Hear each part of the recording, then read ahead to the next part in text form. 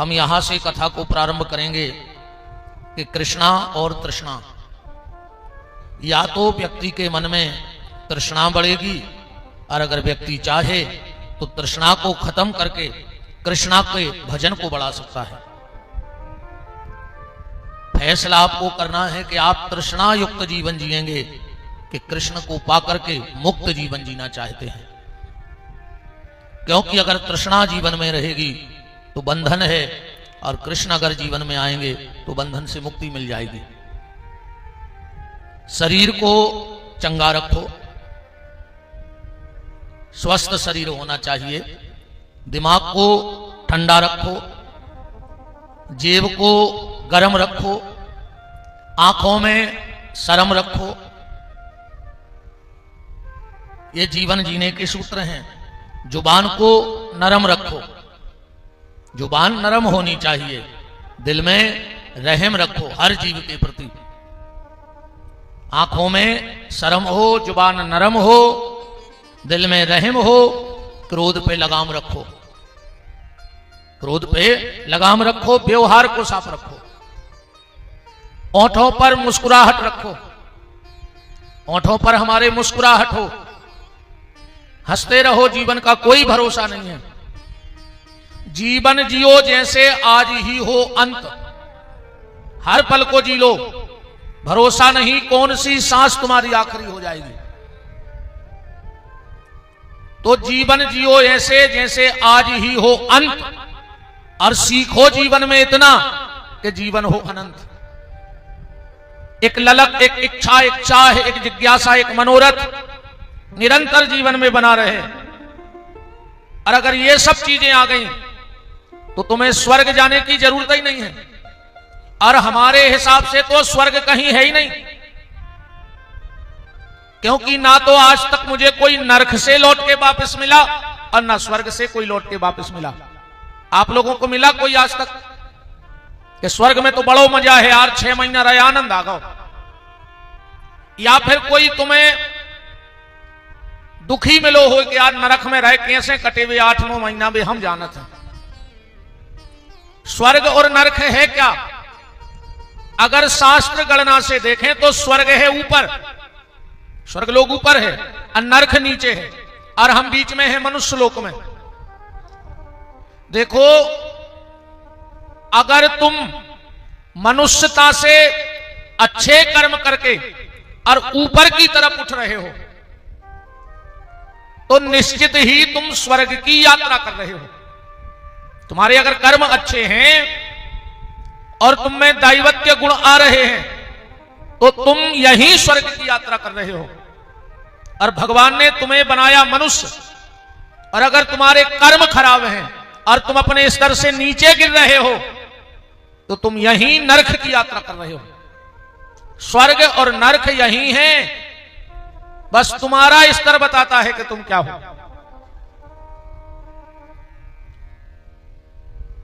स्वर्ग जाने की जरूरत ही नहीं है। जिसके घर में ये 4-5 आवाजें आती हो तो घर के दरवाजे लिख दो स्वर्ग, तुम स्वर्ग में रह रहे हो। 4-5 आवाज कौन? जिसके घर में गैया रवाने की आवाज आती हो, जिसके घर में मट्ठा भवने की आवाज आती हो, दूध दही बिलोने की आवाज आती हो, जिसके घर में सुबह सुबह शंख की आवाज आती हो, जिसके घर में सुबह सुबह आरती पूजा की आवाज आती हो, जिसके घर में बच्चों के किलकने की आवाज आती हो, समझ लेना तुम स्वर्ग में रह रहे हो। और अगर ये आवाज नहीं आ रही है तो आज ही बोर्ड बनवा लेना और लिख देना नरक, तुम नरक में रह रहे हो। फिर तुम्हारा घर घर नहीं, फिर तुम्हारा घर नरक है।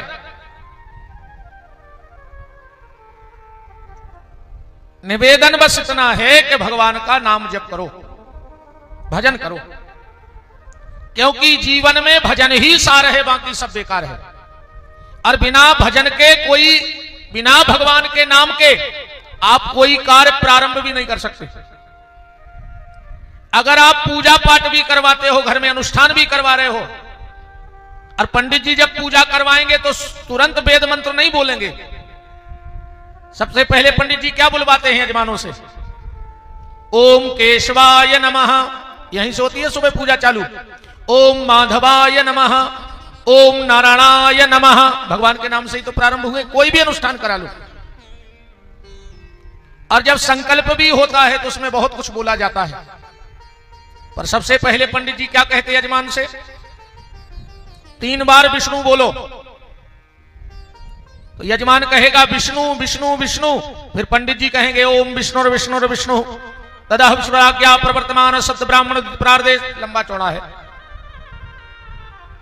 और आखिरी में जब पूरी पूजा हो जाती है, पंडित जी क्या कहते हैं? एक आचमनी जल आसन के यहां छोड़ो और उठ जाओ। उस वक्त भी पंडित जी जिस भी प्रधान देवी देवता की पूजा करा रहे हैं, अगर शिव पूजा करा रहे तो कहेंगे शिवार्पणमस्तु विष्णवे नमः, विष्णुआर्पणमस्तु। तो प्रारंभ भी भगवान के नाम से और अंत भी भगवान के नाम पे होना है। इसलिए नाम जप करते रहो, जितना अधिक से अधिक हो उतना नाम जप करो। नाम की बड़ी महिमा है। अगर नाम की महिमा राम जी भी कहना चाहें तो नहीं कह पाएंगे। राम न सकहि नाम गुण गाई, गोस्वामी जी कह रहे हैं। राम जी में भी इतनी ताकत नहीं है कि वो अपने नाम की महिमा बखान कर सकें। अधम से अधम, पावर से पावर, पतित से पतित जीव भी भगवान का नाम लेकर इस भवसागर से पार हो गया। पर उस नाम में निष्ठा होनी चाहिए। उस नाम में हमारी निष्ठा हो, विश्वास हो, क्योंकि भरोसा ही भगवान का दूसरा नाम है। भरोसा, जिनका जितना अधिक भरोसा भगवान उतने उसके साथ हैं। जिनका जितना अधिक भरोसा भगवान पे हो जाएगा, भगवान उतने ही तुम्हारे साथ रहेंगे। इसलिए भरोसे से भगवान का भजन करो। कल आप चर्चा में सुन रहे थे, राजा परीक्षित को श्राप लग गया। अपने ज्येष्ठ पुत्र जनमेजय को राजगद्दी देकर के और जंगल की तरफ चले गए। देखो, जब परीक्षित का जन्म हुआ तो युधिष्ठिर ने ब्राह्मणों से कुंडली बनवाई। ब्राह्मणों ने कुंडली देखी और कहा, महाराज ये बालक तुम्हारे कुल का सूर्य बनेगा, कुल का नाम रोशन करेगा। पर जब यह 45 साल का हो जाएगा तो तक्षक के काटने से इसकी मृत्यु हो जाएगी। युधिष्ठिर जी तो घबरा गए। कहा, महाराज कोई उपाय, कोई उपाय है?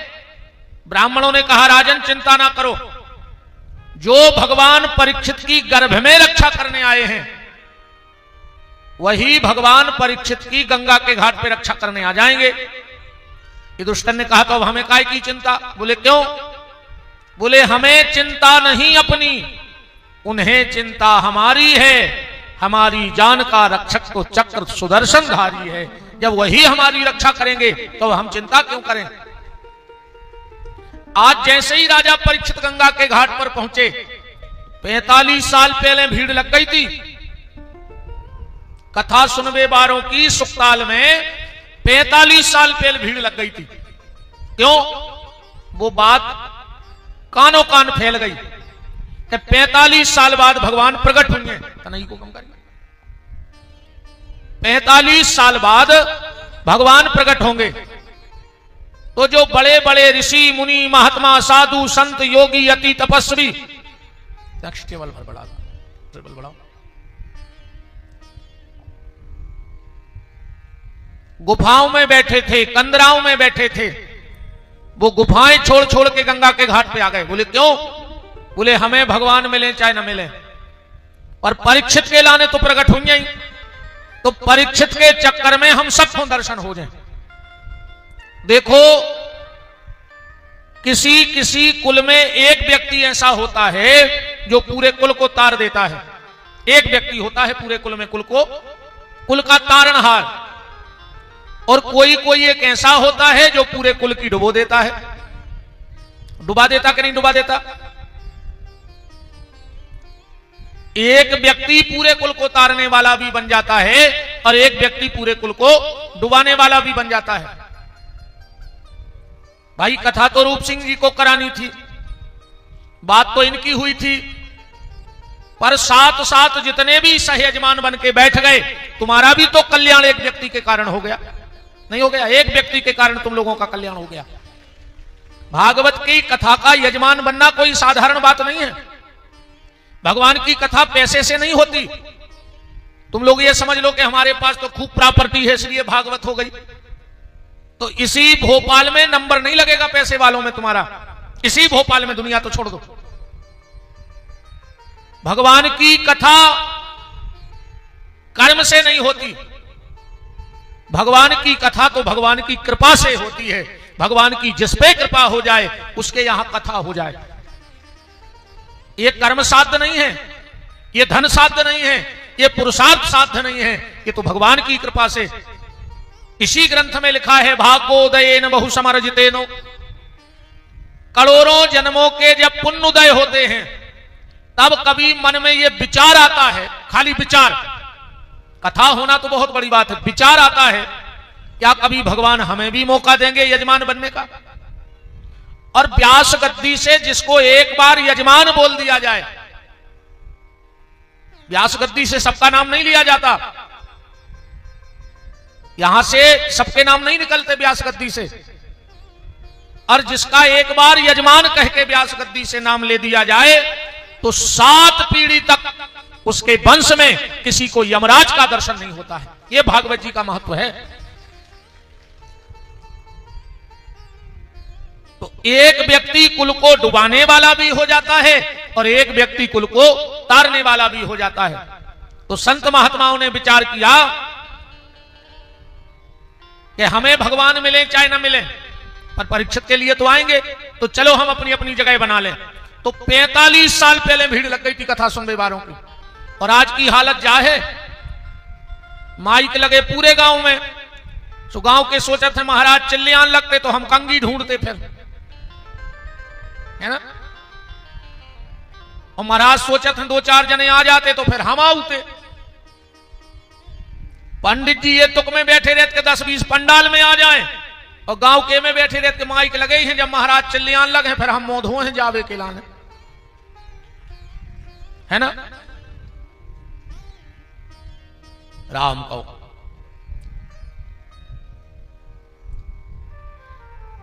जैसे ही परीक्षित जी गंगा के घाट पर पहुंचे, बड़े बड़े यमलात्मा, महात्मा, साधु, संत, योगी, यति, तपी, तपस्वी पहले से वहां बैठे हैं। परीक्षित जी ने जैसे ही संतों का दर्शन किया और बोले, कौन कहता है ब्राह्मण बालक ने हमें श्राप दे दिया? ब्राह्मण बालक ने तो हमारा भला कर दिया। ना ब्राह्मण बालक हमें श्राप देता, ना मैं घर से निकलता, और ना आप जैसे संतों का मुझे दर्शन होता। बड़ी कृपा की उस ब्राह्मण बालक ने, क्योंकि मरना तो है ही, मौत तो निश्चित है कि नहीं है? देखो, मौत निश्चित है, आएगी, मौत निश्चित है, आएगी, मौत अनिश्चित है, पता नहीं कब आएगी। आनी तो है, ये निश्चय है, पर कब आएगी ये कोई निश्चय नहीं है। कोई भी सांस हमारी आखिरी हो सकती है, इसलिए श्वास श्वास में नाम जप, श्वास न खाली जाए, और ना जाने या श्वास को आवन कब रुक जाए। और अगर व्यक्ति को यह बात भर याद बनी रहे कि हमें जाने हैं, तो गारंटी है वो कोनो गलत काम कर ही नहीं सकता। जा भर याद रहे कि एक दिन हमें सब छोड़ के जाना है, तो उसके द्वारा कोई गलती नहीं होगी। तो मौत निश्चित है, आएगी, अनिश्चित है, पता नहीं कब आएगी। परीक्षित जी ने कहा, दुनिया में कोई व्यक्ति ये नहीं कह सकता कि अब हम अमर हैं, पर परीक्षित जी बोले ये बात मैं कह रहा हूं कि मैं अमर हूं, क्योंकि ब्राह्मण बालक का श्राप मिथ्या हो नहीं सकता। तो 7 दिन तो अब हम नहीं मर हैं, तो गारंटी हो गई, क्योंकि हमें 7वें दिन का श्राप है, तब 7 दिन तो हम अमर हो गए। अब हमारे कोई आदमी ये कह सकता है कि हम 7 दिन नहीं मरेंगे या 1 महीने नहीं मरेंगे? और परीक्षित जी कह रही है बात, मैं कह रहा हूं कि मैं 7 दिन नहीं मरूंगा। महात्माओं, मुझे मरने का डर नहीं है, बस मैं आपसे यह पूछ रहा हूं कि म्रियमाणस्य किम कर्तव्यो, मरने वाले को क्या करना चाहिए। तुरंत आपातकालीन बैठक लग गई, किसी ने कहा ये करो, किसी ने कहा ये करो, किसी ने कहा ये करो, पर कोई निश्चित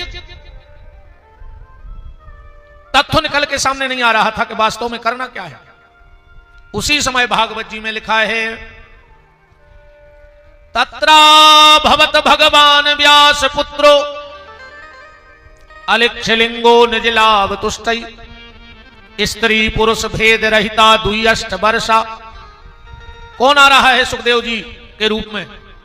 बोले तत्रा भवत भगवान व्यास पुत्रो, साक्षात व्यास नंदन बनकर के स्वयं भगवान सुखदेव जी के रूप में आ रहे हैं। तत्रा भवत भगवान व्यास पुत्रो अलिक्षलिंगो निजलाभ तुष्टि, स्त्री पुरुष भेद रहिता। सुखदेव जी ये नहीं जानते कि स्त्री कौन है और पुरुष कौन है। उनकी नजर में तो जो भी पुरुष है वो कृष्ण है और जो भी नारी है वो राधा है।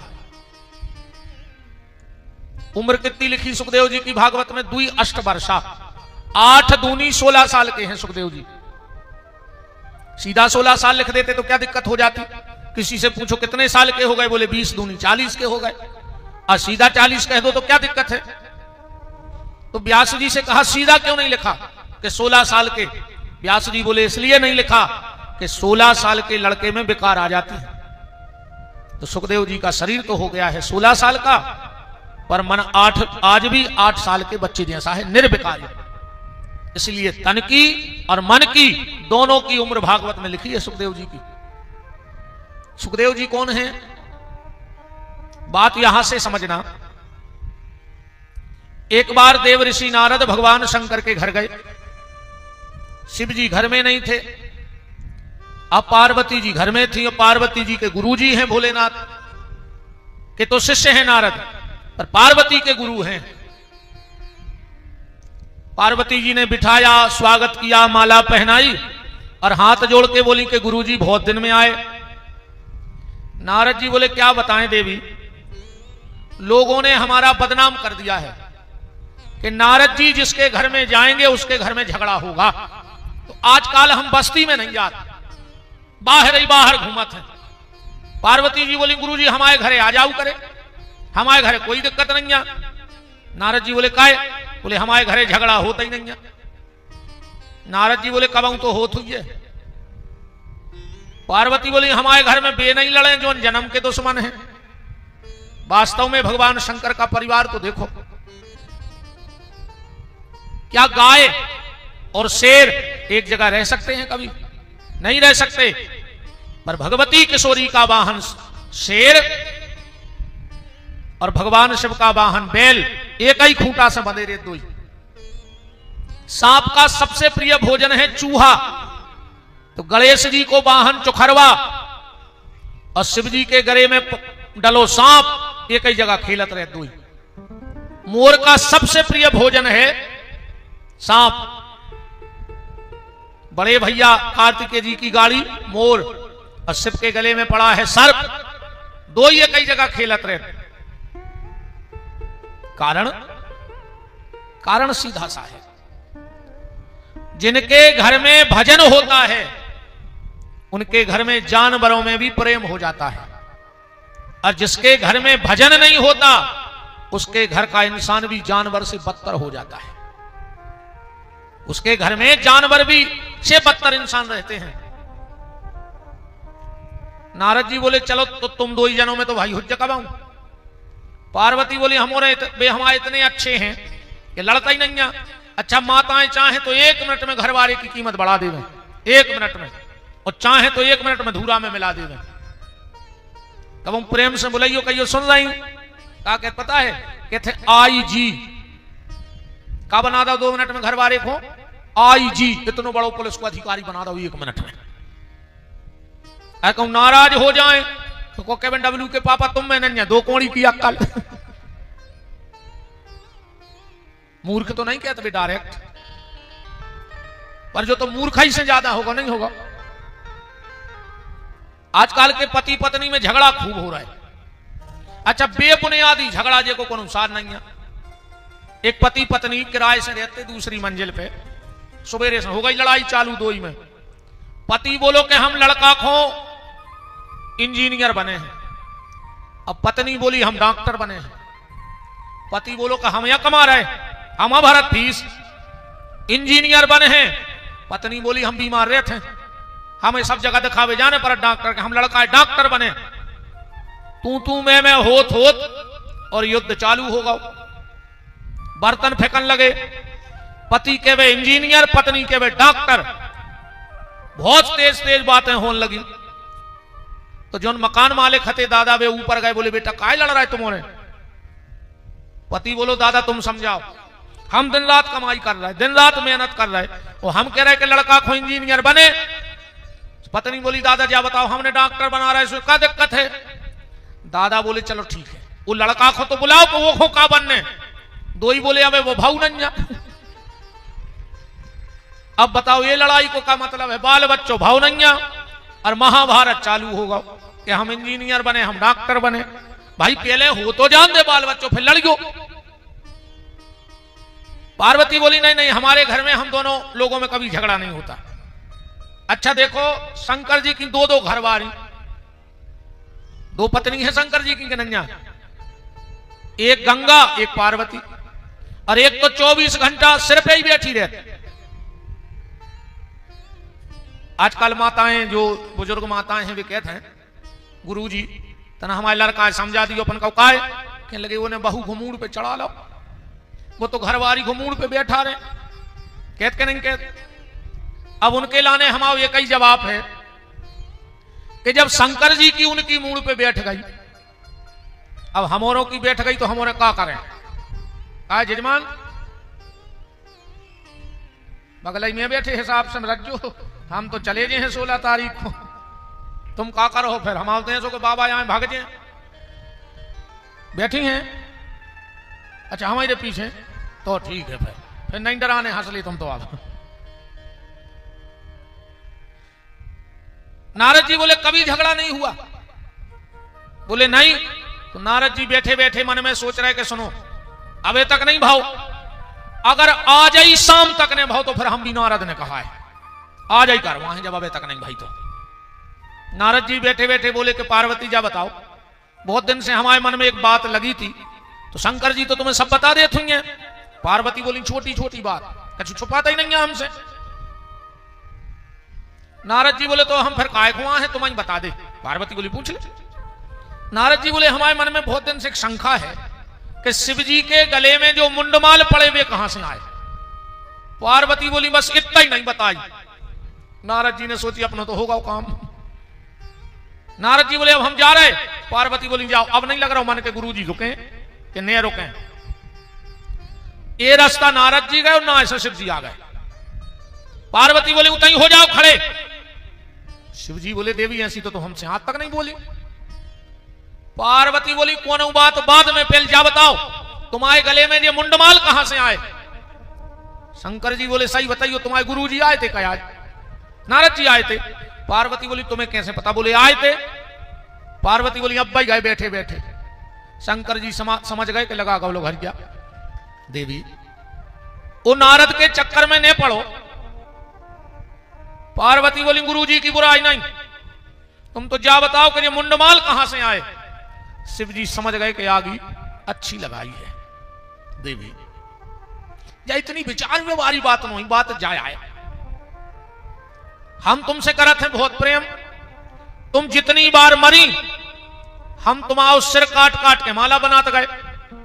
पार्वती ने गिनी 108। पार्वती बोली कि हम ही मरत रहे हो, तुम बेई के बेई बने रहे, तुम्हें कछू ने भाव। शिव जी बोले देवी हम ऐसी दवा जानते हैं कि कभी मरेंगे नहीं। पार्वती ने बोली कि हम तो जानते तुम भोले आओ। शिव जी बोले फिर?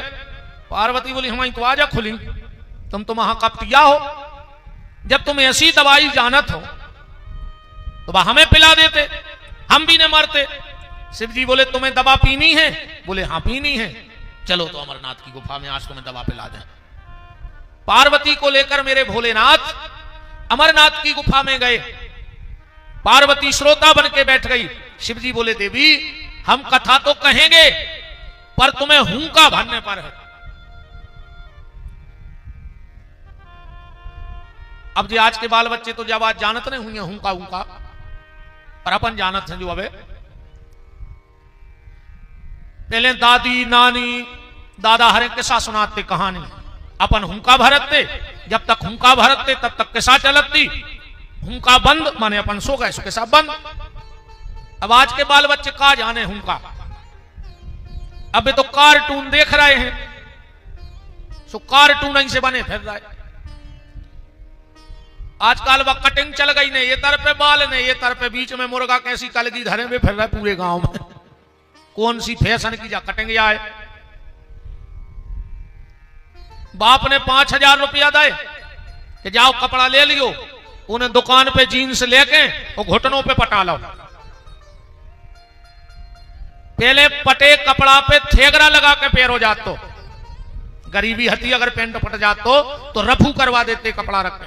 अब बा पीढ़ी तो गई, पहले पटे कपड़ा पे रफू करवाओ जात तो, और आज नव कपड़ा लेके वो फटाओ जाते है ना। आज के बाल बच्चे कुरकुरे खा रहे, कुरकुरे वे भी कुरकुरे ही से धरे हैं। तन न खवा चल गई तो कहीं कहा कहने लगे आईसीयू में धल्ला है डॉक्टर ने, अब कुरकुरे की औलाद कहां तक अच्छी उज्जे। पहले के बच्चे खाते थे दाल बाटी चूरमा, तो बड़े होके बनते थे सूरमा, और आज के खा रहे हैं पिज्जा, सो बड़े भाई सो बन गए चुज्जा। बताओ पिज्जा ही नहीं खा रहे हो क्या कहा। राम राम। एक बात मगर पक्की है, इतने इंटेलिजेंट बच्चा आज के पहले कभी पैदा नहीं भाई, अलग से इंटेलिजेंट बच्चा हो रहा है,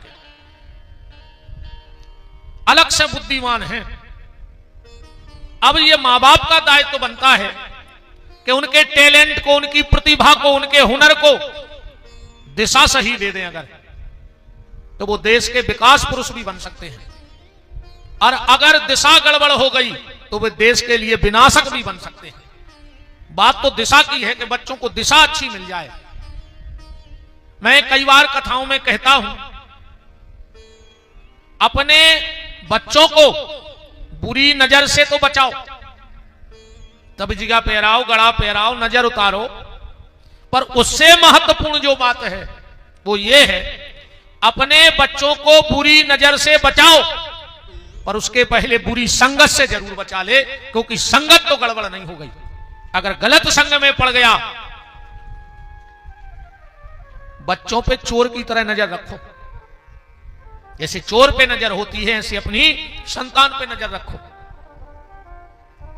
अपने बच्चों को अगर बचपन में कार नहीं दोगे तो घंटा 2 घंटा रोए बस, और अगर संस्कार नहीं दोगे तो पूरे जीवन रोएगा फिर वो। इसलिए कार भली मत खरीदना, पर संस्कार जरूर दे देना अपनी औलाद के लिए, और संस्कार मां बाप को देने पड़ेंगे, क्योंकि अब ऐसा कोई स्कूल नहीं बचा जिसमें बच्चों को संस्कार दिए जा रहे हों। अभी मैं देख रहा था कहां किसी कॉन्वेंट स्कूल में एक 9 साल के बच्चे ने राधे राधे बोल दिया, तो वहां की जो शिक्षिका, तो हम कह नहीं सकते, मिस कहते हैं, मिस पढ़ाने वालों को क्या कहते हैं, मिस। अब मिस किसको कहते थे, अपन तो गांव देहात से जुड़े हैं। जब कोनो कारतूस चलत ने हतो तो कहने लगे कारतूस मिस होगा, माने नकली है। तो अब पढ़ाने वाला ही जब मिस है, बताओ पढ़ाएगा क्या। मिस माने खराब।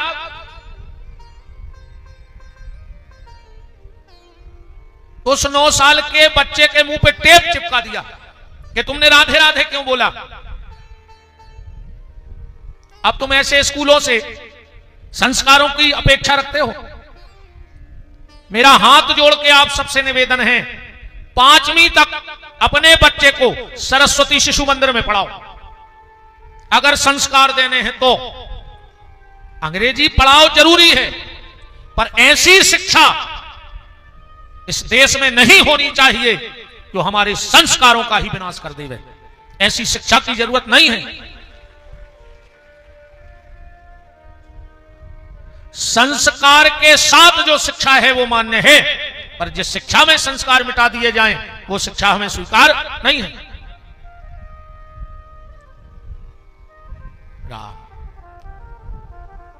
अपने बच्चों को पांव में जूता देना चाहे मत देना पहनने के लिए, पर उसके हाथ में किताब जरूर लाके दे देना। किताब दे दोगे वो अपने पांव पे खड़ा हो जाएगा। बहुत होशियार मोनी मोड़ा है रे आज के, बहुत। इनके दिमाग को तुम पार नहीं पा सकते। एक बच्चा दौड़ के आओ घरे, दादा बैठे थे, बब्बा बोलो बब्बा बब्बा बब्बा बब्बा बब्बा अंदर चलो। दादा बोले काहे? बोले हमारे स्कूल की मैडम आ रही। तो दादा बोले कि तुम्हारे स्कूल की मैडम, तुम जाओ अंदर, हम काहे जाएं? नाती बोलो कि तुम्हारे मरे की तो छुट्टी ले आए। इतने होशियार बाल बच्चे हैं। अब बताओ इन बच्चों को का समझ हो तुम?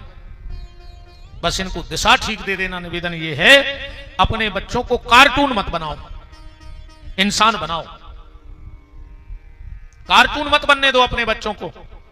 आज के बच्चा कार्टून बन रहा है, तुम इंसान बनाने की कोशिश करो। तो बात चल रही थी हुक्का की, और ऐसा नहीं कि यह हुक्का हमारे बुंदेलखंड में ही परंपरा हो। शास्त्रों में हुक्का भरवे की कथा है।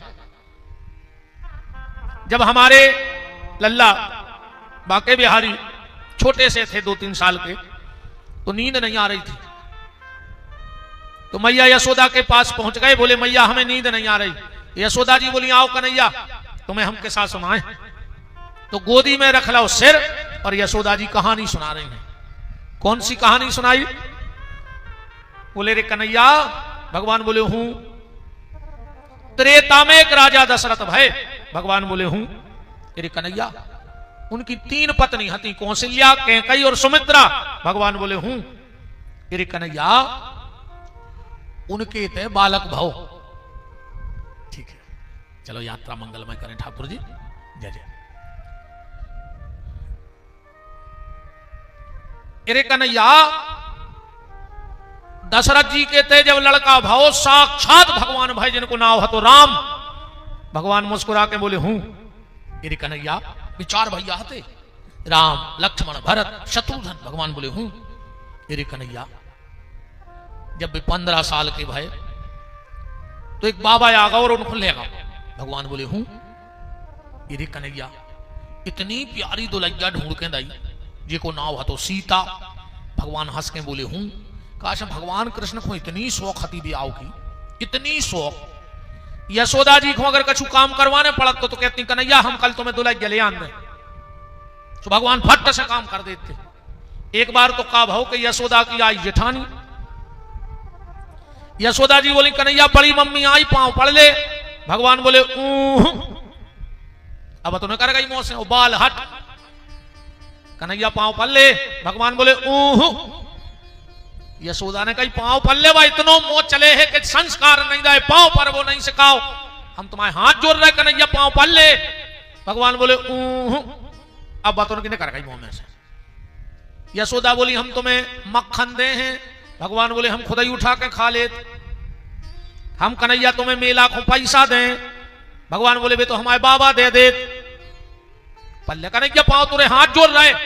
भगवान बोले पढ़ ले कन्हैया पांव। जब यशोदा थक गई तो यशोदा बोली कन्हैया तुम्हें पता नहीं है। भगवान बोले का?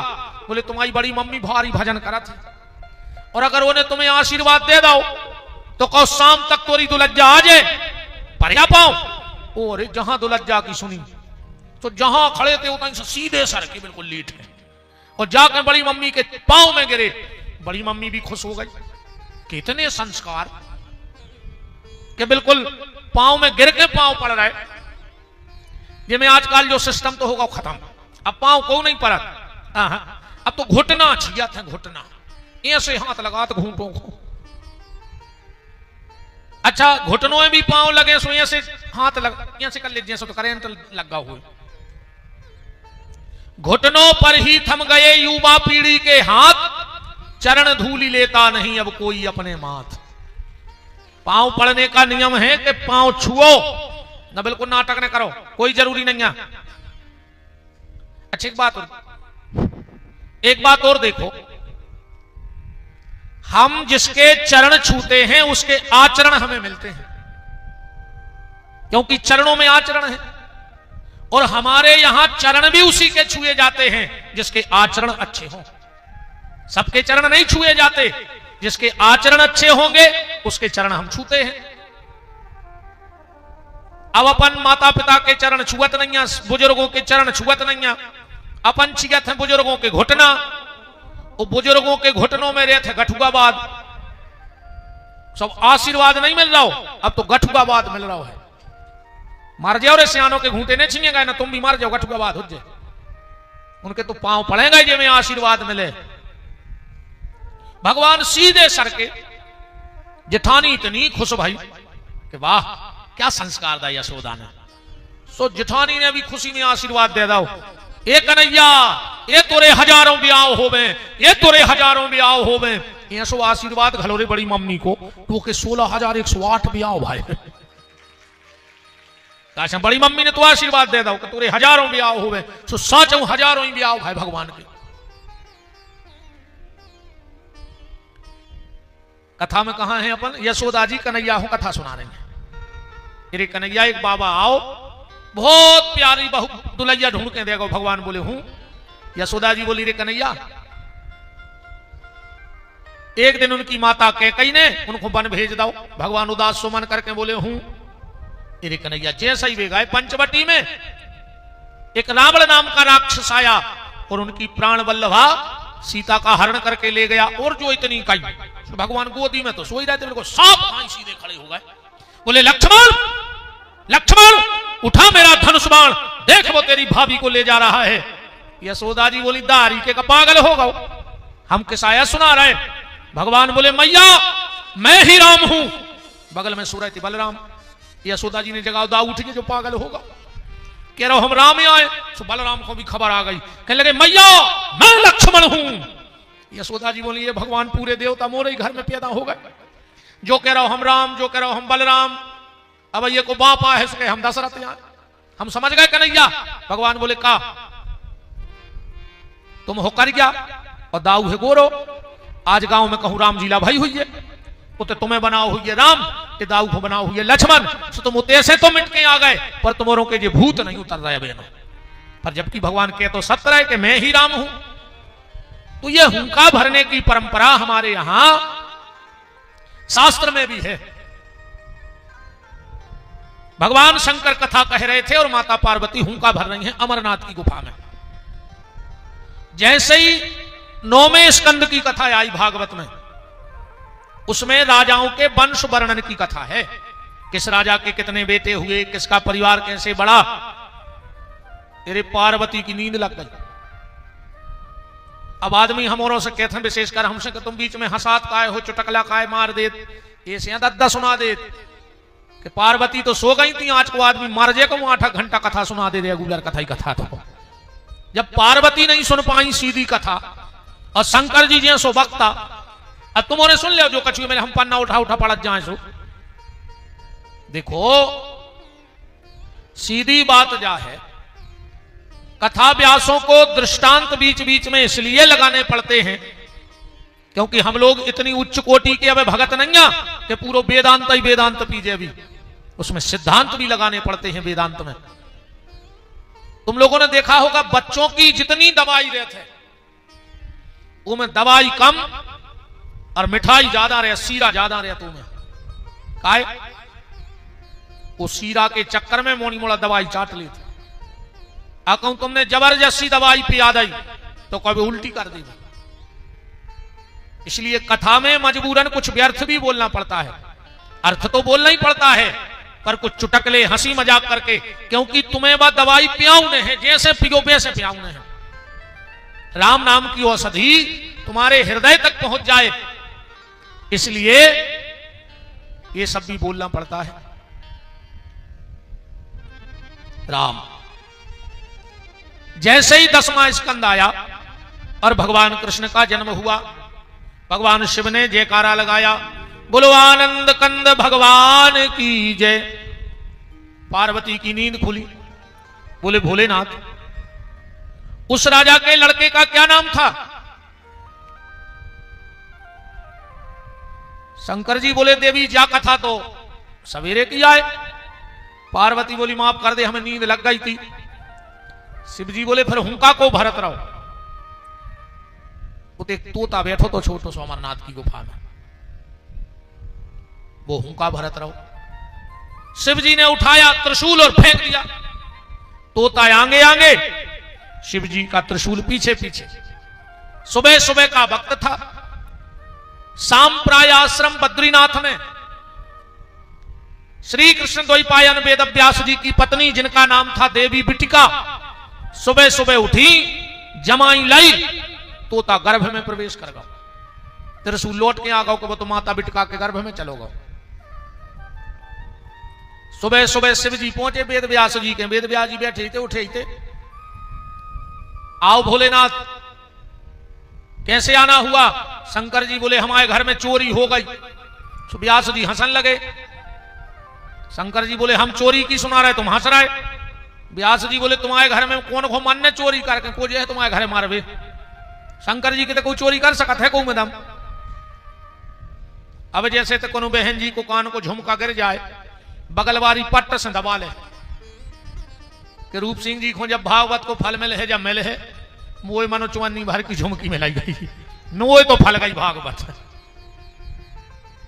को अगर चैन मिल जाए तो वो तो कहो फिर सत्यनारायण की कथा करा दे घरे काटे। और कहूं शंकर जी के कान को एक झुमका कि तो गद्दा के किलबिला जाए। एक बिच्छू उठे है को। अच्छा कहूं शिव जी की एक चैन मंच के नीचे से न करे आए, एक चैन बस, पूरा पंडाल बेचैन हो जाए। अब जो घरे बिल्कुल नहीं नगत बुजुर्ग आदमी बूढ़ी बूढ़ी तो करेंगे कि हाँ तो घुटना पे रात बे गैलरी बमक जाओ ये कई छलांग में।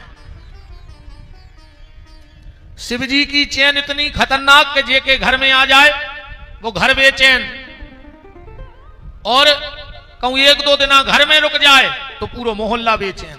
बताओ चकू पता पड़ जाए कि बगल वाले के घर में 5 हाथ को सांप है, मिलो नहीं बगल वालों सोले सुख से, कहा पता कौन जंगला में हो खुला के आवे। शिव जी बोले हमारी अमर कथा चोरी हो गई, हमारी अमर कथा चोरी हो गई।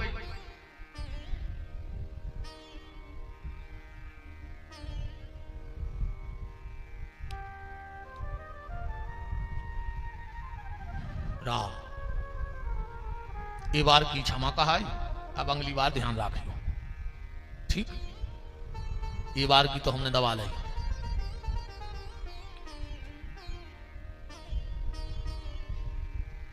एक बात से समझ ली फिर कौन करो हल्ला। कथा आदमी 3 प्रकार से सुनत है। अब उदाहरण देखियो, पानी बह जा रहा है, गैया पानी पीवे गई।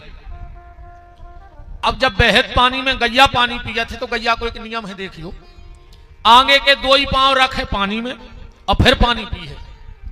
गैया कबों पानी के बहत पानी में खड़े होकर बाहर पानी नहीं पिया, 2 ही पांव पानी में और फिर पी है पानी। बकरिया जब पानी पीवे जे है तो वह कबों बहत पानी में नहीं जाता अंदर, आगे के 2 ही पांव मोड़ ले थे घाट पे और फिर पानी पिया था, पर बकरिया कबों पानी में नहीं जे। अब भैंस क्या, सबसे पहले पानी में बीच में जे है वो मचे है, सुने बा खुद के काम को रहने दे, दूसरों पी पाए। ऐसा ही 3 प्रकार से सुना थे आदमी कथा। कछु गइयों घाई आ गए, बीच धार में बैठे हैं, पी रहे हैं जल कथा को। कछु बुकरियों घाई अपने अपने घरों में छतों पे बैठे हुए, ये सब बुकरियां आए दूर ही समझ आ ले रहा है, उनको कोई मतलब नहीं है। केहू आदमी बैठे हुए अपने अपने घरों में छतों पे।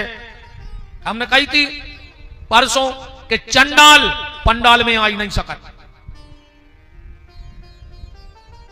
उनके पाप इतनी मूड पे धरे के वे नायक पांव नहीं बढ़न दे रहा है पंडाल की तरफ। और तीसरे भैंसों घाई आ तो गए, मनों ने वे खुद सुने हैं न दूसरे को सुनने भी तो मचे हैं बस।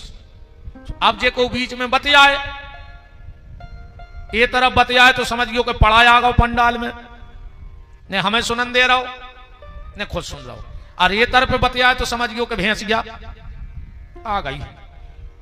अब जे को तुमसे बतियाए सो में सारो करियो कि गुरुजी जा बैठो पढ़ा हमें नहीं सुनन दे रहो कथा, अपन भगा दे। भी भगवान शिव ने कहा मेरी अमर कथा चोरी हो गई। व्यास जी बोले उस अमर कथा का प्रभाव क्या है? बोले जो अमर कथा सुन लेता है वो अमर हो जाता है। व्यास जी बोले धन्य रे भोले तुम्हें, एक तो कह रहा है कि जिन्हें अमर कथा सुन ली वो अमर हो जाए, और तुम वो तोता को मार में फिर रहे, अब वो मर जाए। और शिव जी बोले रे जा तो हम भूल गए थे कि वो मर है। व्यास जी बोले धन्य है भोलेनाथ तुम्हारे लाने, ऐसा ही है भोलेनाथ। एक बार ब्रह्मा जी ने शिव जी से पूछी कि भोलेनाथ एक बात बताओ, तुम्हारे घर में कोई भी कुछ भी मांगने आता है तुम पट्ट से उठा के दे देते, तुम सोचते ही नहीं। ब्रह्मा जी बोले तो शंकर जी बोले सो तुम्हें क्या दिक्कत है, हमारे घर से देते, तुम्हारे घर से तो देते नहीं। ब्रह्मा जी बोले हमें दिक्कत नहीं है, तुम्हारी खुद दिक्कत बनत है। बोले कैसी? बोले एक बार भस्मासुर आया, उसने वरदान मांगा कि हम जिसके सिर पे हाथ रख दें वो भस्म हो जाए, तुमने कह दी तथास्तु, वो तुम्हारे पीछे पड़ गया, फिर तुम कौआ में छुपे रहे। ब्रह्मा जी बोले एक काम करेंगे, लेवे देवे में पहले सोच लाएंगे। शिव जी बोले ब्रह्मा सही बताएं, अगर हम लेवे देवे में सोचन लगे तो फिर हमसे को भोले के है काय को, यही सब तो सब हमसे भोले के नहीं, हम आगे की सोचे न पीछे की। तुम आओ काम बन जाए, हमारी जो हुज्जे सो हम देख लें। इसलिए तो भोले के दरवाजे सब जाके गाते हैं, बाबा कृपा कर दो, बाबा कृपा कर दो, झोली मेरी भर दो, तेरी दया का हम सदा गुणगान करेंगे, तेरा ध्यान धरेंगे। बाबा कृपा कर दो, झोली मेरी भर दो, तेरी कृपा का हम सदा गुणगान करेंगे, तेरा ध्यान धरेंगे। बाबा कृपा कर दो, झोली मेरी भर दो, तेरी दया का हम सदा गुणगान करेंगे, तेरा ध्यान धरेंगे। बाबा कृपा कर दो, झोली मेरी भर दो, तेरी कृपा का हम सदा गुणगान करेंगे, तेरा ध्यान धरेंगे।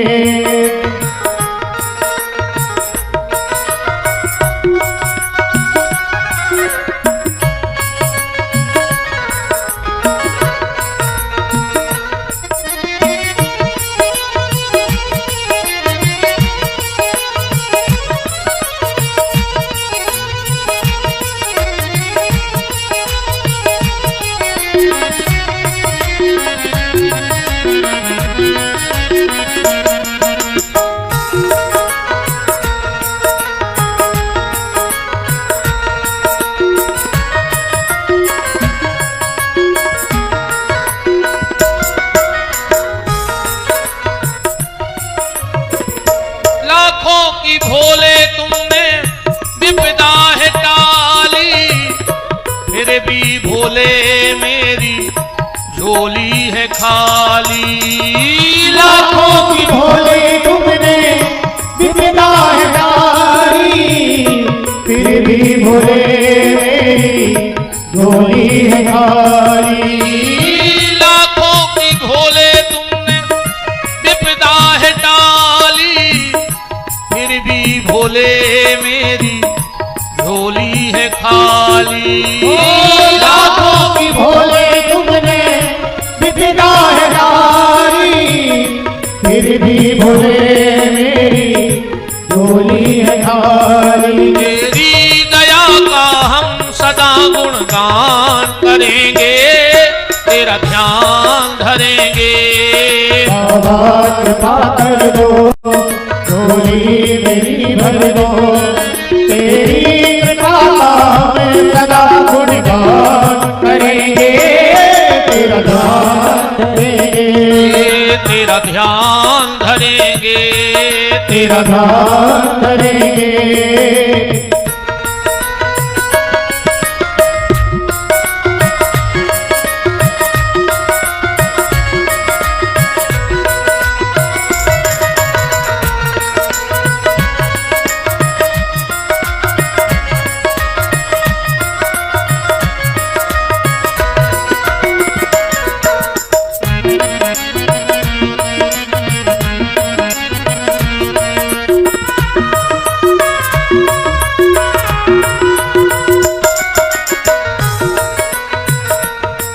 बाबा कृपा कर दो, झोली मेरी भर दो, तेरी दया का हम सदा गुणगान करेंगे, तेरा ध्यान धरेंगे।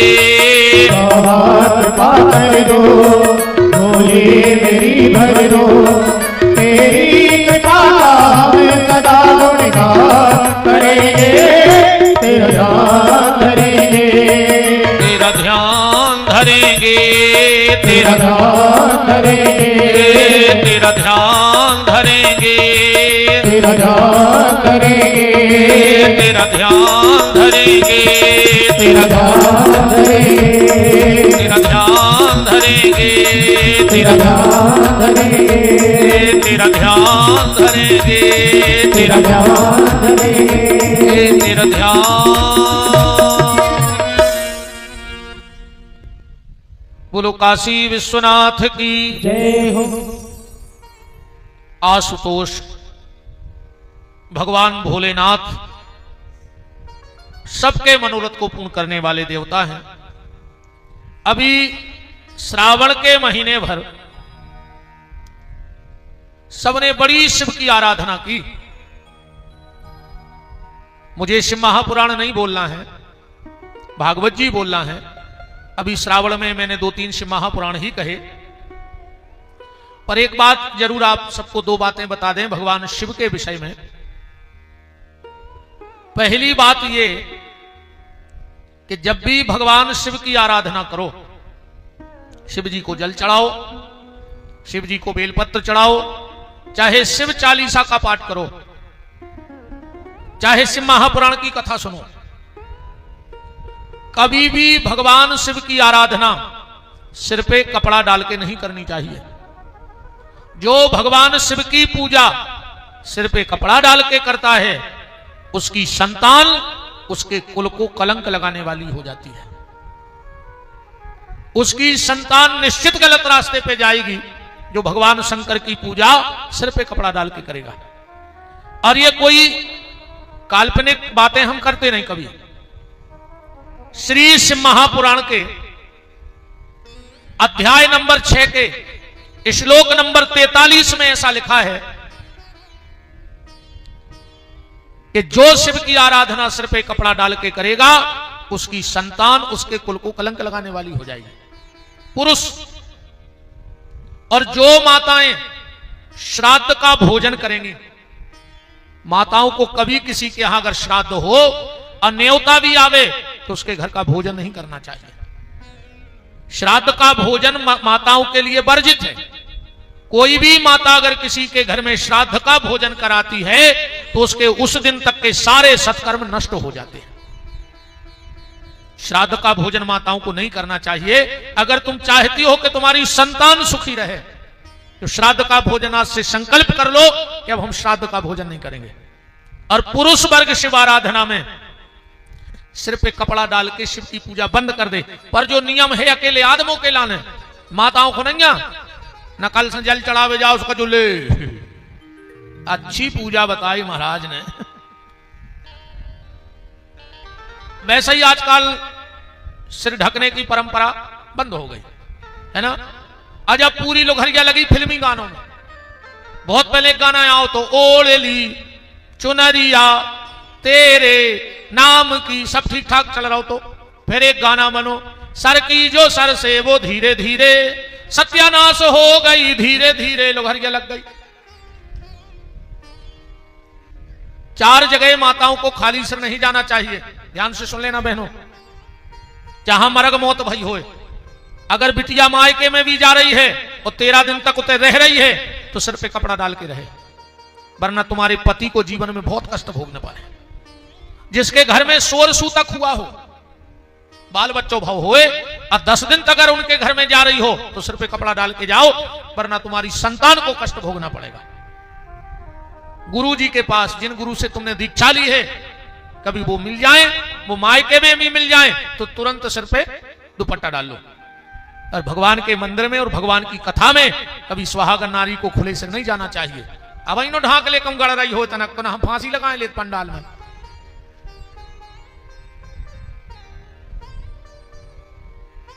हरे राम,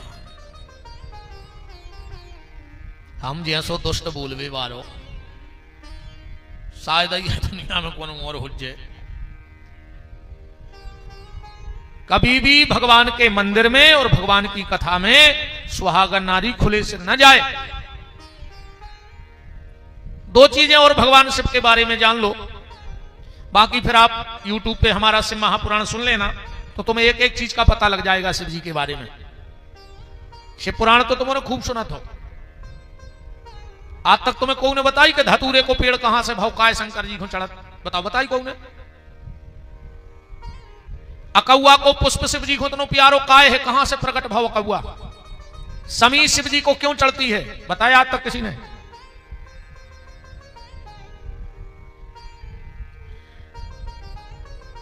शिव जी की पिंडी कैसे प्रकट हुई लगभग लगभग सबको पता है, पर क्या किसी ने कभी यह सुना कि शिव जी की जलेरी कैसे प्रकट भाई?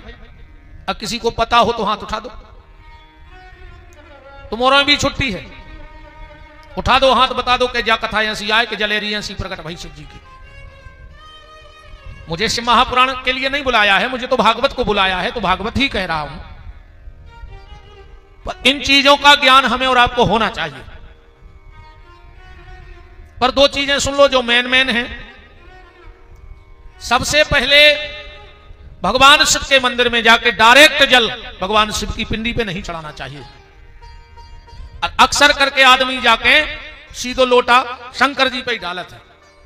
शिव जी की जो पिंडी होती है उस पिंडी के मध्य ऊपर के भाग में चंड का निवास होता है। शिव महापुराण उठा के पढ़ लो। मैंने कहा ना मेरी कोई बात बगैर शास्त्र के नहीं होगी, काल्पनिक कथाएं में करता नहीं कभी। बाण लिंगम च लोहलिंगे सिद्धलिंगे स्वयं भवी न चंडिकारा अधिकारा भवेद, ऐसा श्लोक आया है महापुराण में। तो जब हम शिव जी के मंदिर जल चढ़ाने जाते हैं और डायरेक्ट जल अगर शिव पे चढ़ाएं तो वो सबसे पहले बूंद कहां पड़ती है? चंड के ऊपर। और चंड तुमसे खुश होकर तुम्हारी बुद्धि में बैठ जाता है और हमारा स्वभाव चंडालों जैसा हो जाता है। आज इतनी पूजा पाठ कर रहे पर कछु सुधार हो रहा का? लड़ाई झगड़ा घर में भाई मची, कलह बोई है। जैसे ही पूजा बढ़ रही वो घर में टेंशन बढ़ रही। पूजा का मतलब तो यह है कि फिर घर में शांति होनी चाहिए। पूजा पाठ खूब कर रहे पर अपन को तरीका पता नहीं है। कभी शिव के ऊपर जल चढ़ाओगी डायरेक्ट तो तुम्हारी बुद्धि में चंड बैठेगा, तुम्हारी बुद्धि खराब होगी। इसलिए कभी भी शिव जी के मंदिर में जल चढ़ाने जाओ तो सबसे पहले जल 3 बार जलहरी पे चढ़ाना चाहिए। जो जलहरी बनी होती ना, 3 बार अलग अलग जल चढ़ाओ, फिर एक के बाद शंकर जी को जल चढ़ाओ, फिर देखो तुम्हारे घर में सुख शांति कैसे नहीं आ रही। कभी भी डायरेक्ट बेलपत्र भगवान शंकर की पिंडी पे नहीं रखना चाहिए, क्योंकि वो बेलपत्र सीधा चंड को मिलेगा तो क्रोध के कारण तुम्हारी लक्ष्मी का नाश होगा, घर में बरकत नहीं होगी, तरक्की नहीं होगी। तो सीधा बेलपत्र और जल कभी शिव को नहीं चढ़ाना चाहिए। पहला जल 3 लोटा से 2-2 बूंद 3 जगह जलहरी पे चढ़ा दो और फिर भगवान शिव को जल चढ़ाओ। और बेलपत्र सबसे कम से कम 5 बेलपत्र शिव जी के मंदिर ले जाओ। तुम्हारों ने सावन भर खूब बेलपत्र चढ़ाए हुए हैं, अब भादों भर हमारे कैसे शंकर जी को बेलपत्र चढ़ा दो जैसे हम बता रहे। सबसे पहला बेलपत्र भगवान शंकर की जहां से जलहरी का जल जमीन में गिरता है वहां रखना चाहिए। आप अभी भी चले जाओ, हम रुके हैं रूप सिंह जी के यहां, लगभग इस शरीर को 14 से 15 साल हो गए भोलेनाथ का अभिषेक करते हुए। तुम लोग तो श्रावण एक आध 2 दिन घर में अभिषेक कराते हो, यहां पूरे 14 वर्ष हो गए, नित्य 2.5-3 घंटे का अभिषेक होता है भोलेनाथ का, रोज का काम है हमारा। इसलिए 10, साढ़े 10, 11 के पहले ना हमें किसी से मिलना है, हम निकलते ही नहीं, आपने पूछ लो निकले हो या वे तो। और ऐसा भी नहीं कि गेट बंद हो के अपन भीतर या पड़े, कमरे का गेट खुला रहेगा जितनी देर हमारी पूजा चलेगी, जिसको दर्शन करना है करो। और ये भोलेनाथ की कृपा का फल है। अभी भी आप चले जाओ, हमारे शिव जी को ऐसे ही बेलपत्र चढ़ा मिलेगा जैसे हम बता रहे हैं। पहला बेलपत्र भगवान शिव की जलहरी के, जहां जल गिरे। दूसरा बेलपत्र जहां जलहरी और पिंडी इकट्ठे होते हैं वहां रखना चाहिए। फिर तीसरा बेलपत्र भगवान शिव के ऊपर रखना चाहिए। चौथा बेलपत्र त्रिशूल पे चढ़ाना चाहिए। और 5वां बेलपत्र नंदी पे चढ़ाना चाहिए। मैं बिल्कुल आपको ये विश्वास मुझे 14 साल में अपने भोलेनाथ का है, आपको किसी ने बता दिया हो कि आपको किसी क्रूर ग्रह या अच्छे ग्रह परेशान कर रहे हो, दुनिया में मत भटकना। दुनिया का कोई ग्रह ऐसा नहीं है जो भगवान शिव के अनुग्रह की उसको आवश्यकता ना हो। अगर किसी आचार्य विद्वान ज्योतिषाचार्य ने तुम्हें बता दिया है कि तुम्हारी कुंडली का चंद्रमा खराब है, जिनका मन बड़ा विचलित रहता हो, किसी काम में मन ना लगता हो, चिड़चिड़ाहट बहुत होती हो, समझ लेना कि तुम्हारा चंद्रमा खराब है। ज्यादा मत भटकना। 108 चावल के दाने लेकर और रोज भगवान शिव को ओम नमः शिवाय, ओम नमः शिवाय कह के चढ़ाने लगो। तुम्हारा जो मन विचलित है, जो काम में मन नहीं लगता है, मन में बुरे विचार आते हैं, मन स्थिर नहीं है, अपने आप चंद्रमा बल मिलेगा और वही चंद्रमा तुम्हारा काम में मन लगाने लगेगा। अगर बहुत क्रोध आता हो, सूर्य तेज हो, किसी क्रूर ग्रह की दृष्टि सूर्य पे पड़ रही हो, 108 गेहूं के दाने भगवान शिव को चढ़ाने लगो रोज। 108 दाने, एक एक दाना ओम नमः शिवाय, ओम नमः शिवाय। मंगल अगर खराब हो, ज्योतिष के हिसाब से अगर कुंडली में नीच का मंगल बैठ जाए, नीच का मंगल किस राशि में होता है? चौथी राशि में, कर्क राशि में। अगर कर्क राशि का मंगल किसी की कुंडली में बैठा है, वो भले महल में जन्म ले लेवे पर मर है वो टपरियाई में जाकर। ये मंगल का नियम है। और वही मंगल अगर मकर राशि का होकर कुंडली में बैठ जाए तो आदमी ने जन्म भली झोपड़िया में लव होए, वो मर है अपने महलाई में, क्योंकि वो उच्च कोटि का मंगल हो जाता है। मंगल के दोष के कारण कभी कभी ग्रह में को के घरे जाओ से ऐसा लगता यार कबे उठ के भग जाए के घर से। एक अजीब टाइप की बेचैनी होते कोनो के घरे। और जो सबके जीवन में लगत ऐसा लगता यार उठ के भग जा, हमें नहीं बैठने, अपने आप घबराहट हुई हो के घर में। और कहूं ऐसा लगत है यार तैसे भागने ही नहीं पर, तो कहूंगी और बैठे रहते तो हम और बैठे रहते थे। घर में बहुत बीमारी हो, ये सब मंगल के दोष के कारण होता है। भूमि मर जाती है, सुषुप्त हो जाती है भूमि। भूमि पवित्र है, पूरी भूमि पवित्र है, पर कहीं कहीं भूमि अपना तेज छोड़ देती है। अब उदाहरण एक इस बात से भी देखो, अगर पूरी भूमि पवित्र है तो जब हम घर में पूजा पाठ करते हैं तो जितनी जगह में पूजा होती है उतनी जगह को गैया के गोबर से क्यों लीपा जाता है? पानी को हाथ फेर दो, लीपते हैं गाय के गोबर से, क्यों लीपा जाता है? क्या वो भूमि शुद्ध नहीं थी? तुमने शुद्ध किया, हां भूमि अशुद्ध है और गाय के गोबर से ही शुद्ध होती है। और ये विषय शिव पुराण के हम तो जो उपाय भर आपको बागो दिमाग में से बोल रहे हैं। अगर तुम्हारे घर में दवाई बंद ना हो रही हो तो निश्चित मंगल तुम्हारे घर में सुसुप्त अवस्था में है। और उसका एक कारण और है, आपने जिनने हमें सुना होगा यूट्यूब पे, जिसके घर में जीना के नीचे लेट बाथ बना हो, और तुम में से अगर कोई ऐसा बैठा हो तो हमारी बात झूठी कर देना, अगर तुम्हारे घर में जीना के नीचे लेटरिंग बाथरूम बना है तो उठ के खड़े हो जाओ और कह दो कि गुरुजी हमारे घर में कोई बीमार नहीं रहता। चैलेंज है हमारा, हो जाओ ठाणे, कह दो कि हमारे घर में बना है और हमारे घर में कोई बीमार नहीं है। जिसके घर में जीना के नीचे लेटरिंग बाथरूम बना होगा उस घर में एक आदमी उठेगा और दूसरा गिरेगा। और ऐसा ना हो तो हम तो यहीं बैठे, आप खड़े हो जाओ कि महाराज तुम झूठ बोल रहे हो। और अगर बन गया हो तो मिटा के देख लेना। जैसे जैसे उस जगह की सीड़न खत्म होती जाएगी वो तुम्हारे घर की दवाई बंद हो जाएगी।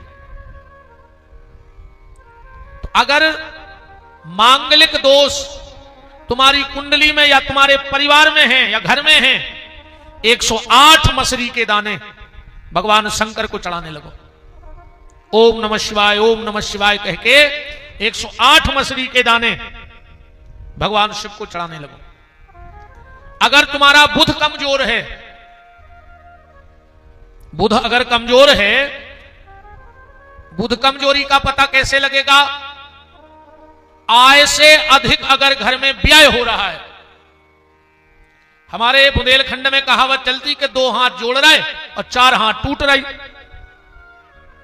मतलब 2 रुपया की आय है और खर्चा 4 को है। समझ लेना तुम्हारे बुध कमजोर है। उसके लिए आप मूंग के 108 दाने भगवान शिव को चढ़ाने लगो घर में।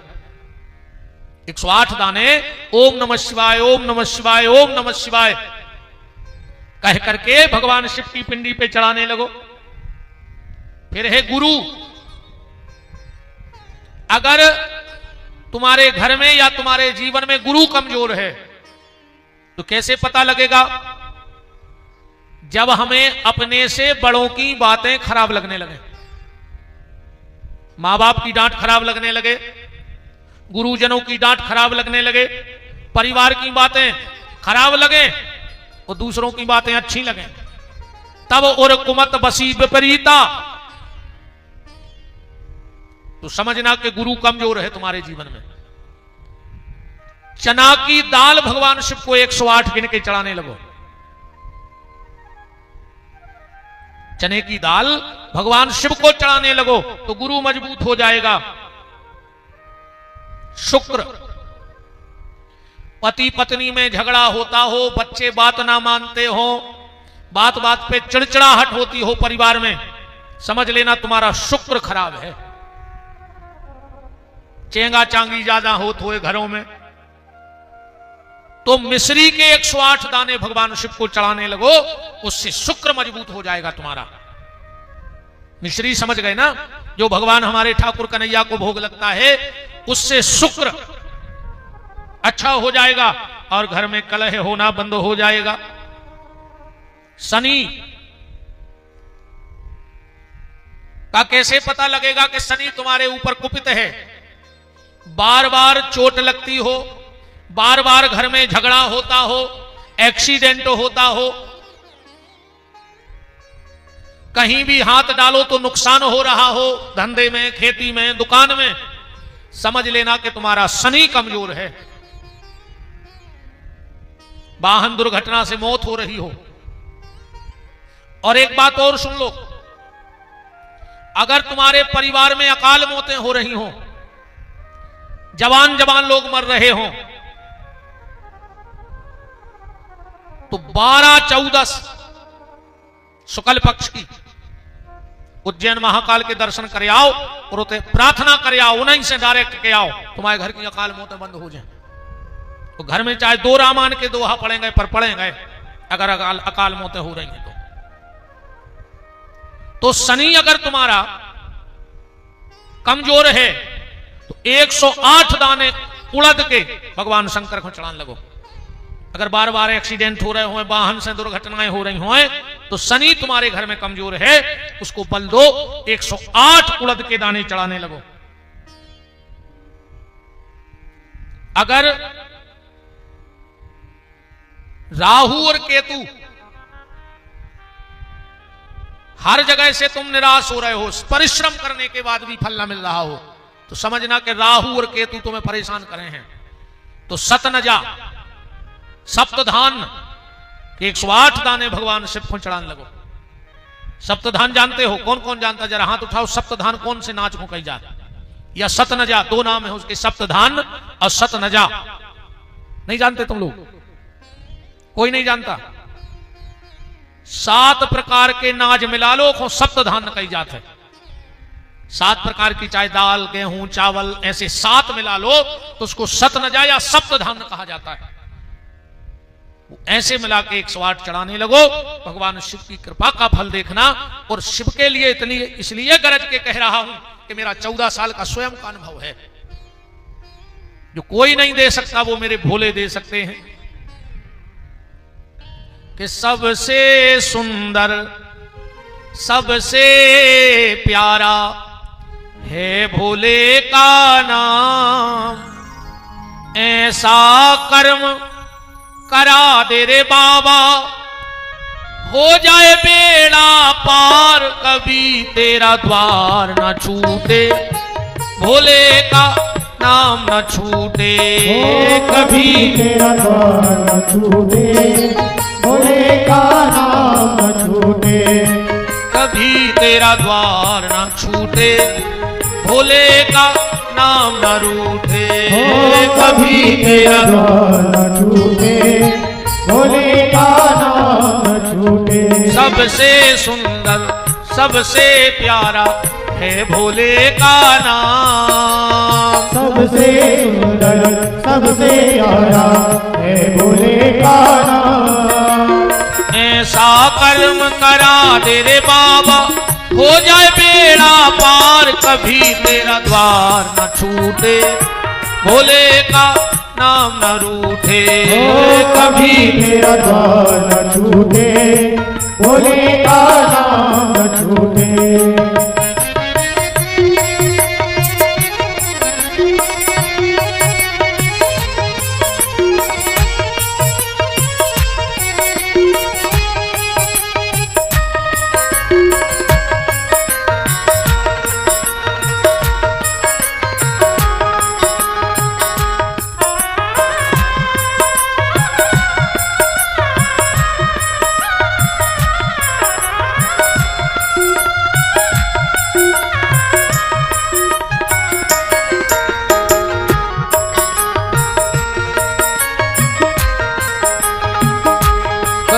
तेरा द्वार न छूटे, भोले का नाम न रूठे।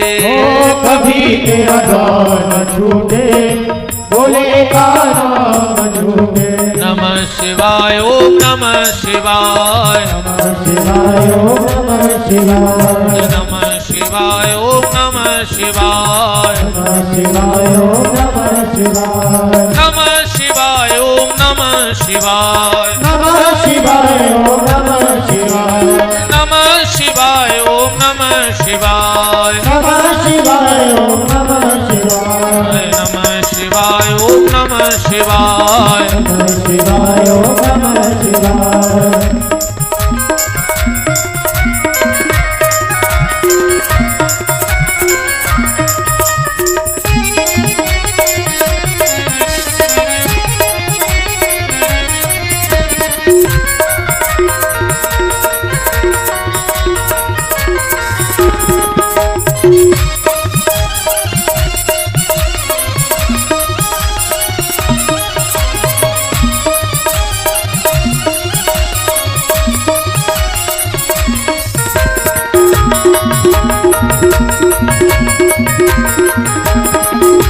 कभी तेरा द्वार न छूटे, भोले का नाम न छूटे। कभी तेरा द्वार न छूटे, भोले का नाम न छूटे। कभी तेरा द्वार न छूटे, भोले का नाम न छूटे। कभी तेरा द्वार न छूटे, भोले का नाम न छूटे। कभी तेरा द्वार न छूटे, भोले का नाम न छूटे। कभी तेरा द्वार न छूटे, भोले का नाम न छूटे। कभी तेरा तेरा द्वार न छूटे, भोले का नाम न रूठे। कभी तेरा द्वार न छूटे, भोले का नाम न रूठे। काशी विश्वनाथ की जय। भगवान शिव व्यास जी के यहां से चले गए। 12 साल तक यह तोता गर्भ में रहा। जब भगवान ने स्वयं आकर इनसे कहा कि अब तुम गर्भ से बाहर आ जाओ, तो इस तोते ने कहा कि आप मुझे वरदान दो कि आपकी माया मुझे नहीं लपेटेगी। भगवान ने कहा जाओ, मेरी माया तुम्हारा स्पर्श तक नहीं करेगी। इनका जन्म हुआ और ये जंगल की तरफ भागने लगे। पीछे पीछे व्यास जी जा रहे हैं। यम प्रभजंतम अनुपेतम अपेत कृत्यम द्वीपायनो विरह कातरया जुहावो पुत्रेति तन्मयता। ए पुत्र रुक जाओ। सुखदेव जी खड़े हो गए, बोले क्या बात है? बोले लौट चलो। बोले क्यों? बोले अपन ब्राह्मण हैं, अब ब्राह्मण के संस्कार हो जान दो, फिर चले जाओ। व्यास जी बोले जा बताओ। सुखदेव जी बोले पिताजी संस्कार किसके होते हैं? बोले जिसमें विकार हो। बोले विकार की पहचान क्या है? बोले जो संसार में फंस जाए, और बोले जो संसार से मुक्त हो जाए, बोले वो निर्विकारी। तो सुखदेव जी बोले हम में अगर विकार होते तो हम घर ही में बैठे रहते। हमारे संस्कार ही तो उदय है कि हम जन्म लेकर भजन को जा रहे हैं। हमें संस्कारों की कोई आवश्यकता नहीं। व्यास जी ने कहा बेटा चलो, हमें नहीं रुक रहे, नहीं रुको, संस्कार को नहीं रुक रहे, नहीं रुको, पर अपनी मां के लाने तो रुक जाओ। जिन्हें 12 साल तुम्हें अपने गर्भ में रखा, और गर्भ की पीड़ा क्या होती है ये तो कोई मां ही जान सकती है। ये शब्द नहीं बयां कर सकते हम लोग। कहते हैं 1000 बिच्छू के काटने का जितना कष्ट होता है, उतना गर्भ में माता को प्रसव के समय पीड़ा होती है। नया जीवन। तो बेटा उस मां के लिए लौट चलो। सुखदेव जी बोले पिताजी सही कहा आपने। दुनिया की मानो 10 महीने कष्ट झेलती है, पर तुम्हारी मां ने 12 साल वह तकलीफ झेली है। पर आजकल तो भैया मताई बाप से कोई मतलब नहीं है। आदमी मकान बनवा रहा हो, यही भोपाल में पूरे में नहीं होंगे तो 200-500 मकान मिले हैं जो हम कह रहे हैं। मकान को का नाम मात्र छाया।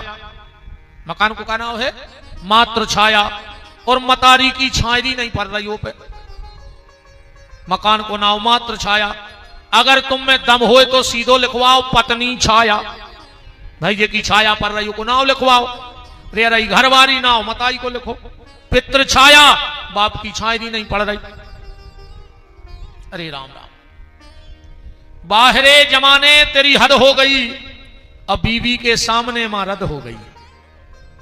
बाहरे जमाने तेरी हद हो गई, बीवी के सामने मां रद हो गई। पेट पर सुलाने वाली पैरों में सो रही है। जनवरी की ठंड मेरे जब अपन ने बिस्तरा गीलो करो 2 बजी रात है, मताई गीले में सो गई, तुम्हें सूखे में सुआ दो। तुमने उते भी बिस्तरा गीलो करो, मताई ने तुम्हें छाती पे धर लाए, और पूरी रात गीले में डरी रही। और राजबा मतारी पेट पर सुलाने वाली पैरों में सो रही है, अब बीवी पी रही कोको कोला, और बूढ़ी मां पानी को रो रही है। अगर घरवाली ने आधी रात कह दी कुछ ठंडा पीने का मन है, इन्हें उठाई मोटरसाइकिल और स्टेशन तक गो ले वे, और मताई को 1 गिलास पानी नहीं दो चाहे रहो। बताओ तुम्हारे में आधे बैठे हुई और बाबू दद्दार से अलग नहीं, माँ बाप अलग रह रहे होंगे, तुम अलग रह रहे।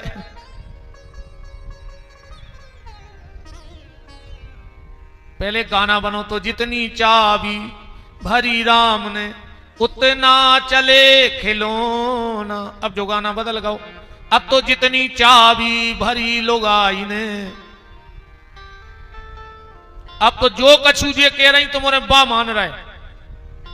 जे घूंघट माता हरे ऐसो सुगासो पढ़ाऊ थे घर बारे को। अरे दद्दा तुम्हारों के आगे पूरे वेद मंत्र फैला हैं। हमारी ने मान जे जजमान, हम भली नर यात्रे में साथ देना मान है तो तुम औरों की जो तुम पढ़ा दे हो जे वो ही के। अरे राम का ये दुनिया पर। सुखदेव जी बोले पिताजी तुमने सही कहा, दुनिया की मां 9 महीने कष्ट झेलती है, मेरी मां ने 12 महीने कष्ट झेला है। पिताजी हम लौट चले हैं, पर हम तुमसे एक प्रश्न पूछ रहे, वो को उत्तर सही दे दियो तो हम अब लौट जाए। व्यास जी ने सोची कल को बालक हमसे का पूछे, हमने 1 वेद के 4 वेद कर दे, 6 शास्त्र 18 पुराण बना दे, पूछो। सुखदेव जी बोले पिताजी एक गांव में एक महात्मा जी आए और उस गांव से एक छोटे से बालक को उठा ले गए। उस बालक को जंगल में पाला पोसा बड़ा किया, वो 18 साल का हो गया वो बालक। एक दिन महात्मा जी के जावे को समय आ गया, महात्मा जी ने वो बालक को बुला और बोले बेटा 2 चीजों पे कब भरोसा न करियो। बोले कौन पे? बोले एक शरीर पे, इस शरीर को भरोसा न करियो रे, कबे छोड़ देवे, कहां छोड़ देवे, कोई भरोसा नहीं है। ये को कब बीच गली में छोड़ देवे, चलत गाड़ी पे छोड़ देवे, ट्रेन में छोड़ देवे, कहूं भी मर सकत, कोई भरोसा है? समझदार व्यक्ति को 2 चीजों का भरोसा नहीं करना चाहिए, एक शरीर का, दूसरे संसार का।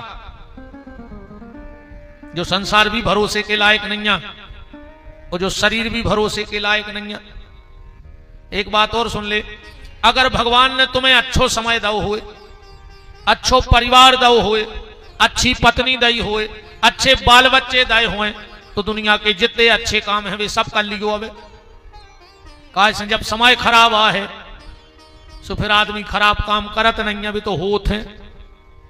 जब समय की मार पड़त है तो कोनो आदमी खराब करो नहीं चाहे, वो तो जब आदमी को समय खराब आत है तो ऊंट पे बैठे आदमी को कुत्ता काटत है। इसे अब अच्छो समय हुए और कहूं तुम्हारी पत्नी और तुम्हारा लड़का तुम्हारी ने सुन रहा हुए तो घर के दरवाजे कुत्ता से ने डरे रहो। अब इनो खोल ले अपनी थैला में थाली लोटा धरो, चलो हमारे संगे सो हमारे आश्रम में रखो, सच्ची गौ सेवा करियो। अब काय को डरे कुत्तों खाई घर के दरवाजे, जो ना घर वाली कहने लगे कि अब तुम तो चुपचाप बैठो और खाओ, तुम्हें का लेने, समझ लियो अब तुम कुत्ता हो गए वो घर के। और कुत्ता से भी खराब, कुत्ता को तो भौंकवे की परमिशन है, तुम तो भौंक तक नहीं पा रहे। तन्ना तुमने कछु कहीं मोड़ा नहीं, चुपचाप बैठो 2 रोटी खाओ, समझ लियो हम कुत्ता यहाँ ये घर के, हमारी कोई कीमत ने कहा। ऐसे जितनी व्यर्थ नकार दई बातों नकार ही दई, अब जितनी बची बई बना ले। जरा सोच ले समझ ले प्राणी, जरा सोच ले समझ ले प्राणी, तेरी 2 दिन की जिंदगानी। जरा सोच ले समझ ले प्राणी, तेरी 2 दिन की जिंदगानी। जरा सोच ले समझ ले प्राणी, तेरी 2 दिन की जिंदगानी। जरा सोच ले समझ ले प्राणी, तेरी 2 दिन की जिंदगानी। जप ले श्याम श्याम नाम, तेरे बिगड़े बने काम। जप ले श्याम श्याम नाम, तेरे बिगड़े बने काम। पर न छूट जाए राजधानी। जरा सोच ले, जरा सोच ले समझ ले प्राणी, तेरी 2 दिन की जिंदगानी। जरा सोच ले समझ ले प्राणी, तेरी 2 दिन की जिंदगानी।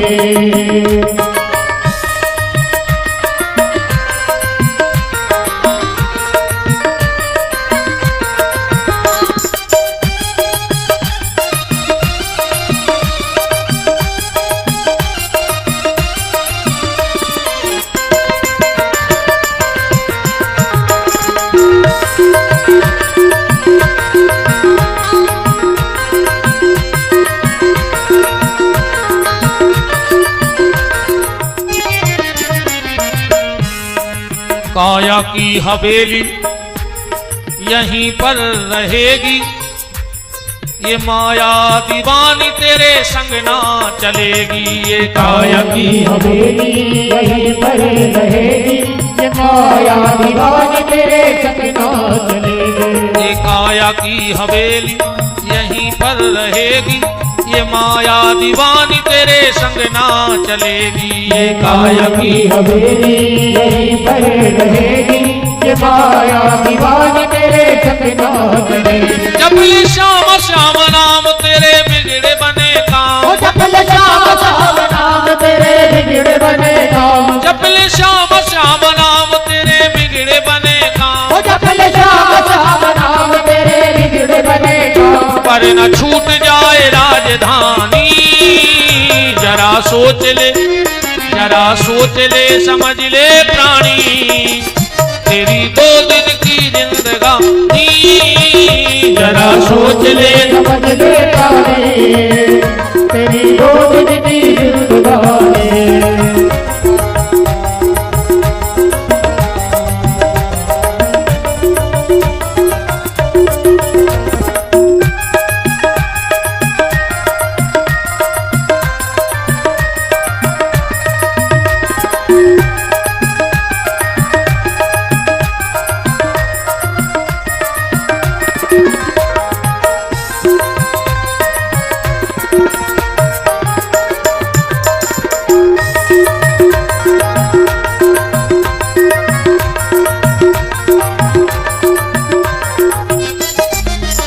जरा सोच ले, समझ ले प्राणी, तेरी 2 दिन की जिंदगानी, जरा सोच ले, समझ ले प्राणी, तेरी 2 दिन की जिंदगानी, तेरी 2 दिन की जिंदगानी, तेरी 2 दिन की जिंदगानी, तेरी 2 दिन की जिंदगानी, तेरी 2 दिन की जिंदगानी, तेरी 2 दिन की जिंदगानी।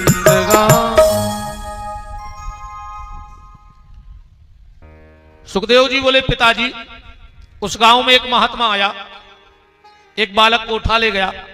जब वो 18 साल का हुआ तो 2 बातें बताई कि शरीर का और संसार का भरोसा नहीं करना चाहिए। महात्मा स्वर्ग सिधार गए। एक दिन उस बालक ने विचार किया कि गुरुजी कह रहे थे कि संसार में नहीं जाओ चाहिए, देखें तो आज क्या है संसार में। ब्रह्मचारी बालक था, तपस्या का तेज चेहरे पे था, देखने में बड़ा खूबसूरत था। पहली बार 18 साल में जंगल से दुनिया में गया, वो दुनिया देखी नहीं थी उन्हें, होत कैसी है। एक गांव में गया, एक छत पर बड़ी सुंदर महिला खड़ी थी। उसने हाथ का इशारा दिया इस लड़के को। अब जो तो दुनिया में आओ है तो पहली बार जानता ही नहीं, तो कछु हाथ के इशारे में चला गया। ये महिला इसे पलंग पर बिठाकर संसार की अनर्गल बातें करने लगी। इतने में वो कुपति आ गया, वह घबरा गई। तो घर में जहां मलमूत्र त्यागने की जगह थी, वहां ये लड़का को बंद कर दो, बाहर से सांकल लगा दी। 4 घंटे उसका पति घर में रुका, और 4 घंटा वो लड़का मलमूत्र की जगह में बैठो रहो। और बैठो बैठो सोच रहा हो तो कि हमारे गुरुजी यही से मना करते कि संसार में न जाइयो। पहली बार गए और 4 घंटा से कहां बैठे। पिताजी, जैसे ही उसका पति गया, उसने सांकर खोली, वो लड़का जंगल को भगो। अब पिताजी जा बताओ, वो लड़का कब लौट के संसार में आ है कि नहीं आ है। व्यास जी बोले अब काय खुआ है, पहली बार आओ और 4 घंटा मलमूत्र में बैठो रहो। सुखदेव जी बोले पिताजी, जब वो 4 घंटा मलमूत्र में बैठो लौट के नहीं जाओ चाहे रहो, तो हम तो 12 साल मताई के पेट में मलमूत्र में बैठे रहे, और तुम हमसे फिर कह रहे कि लौट के चलो।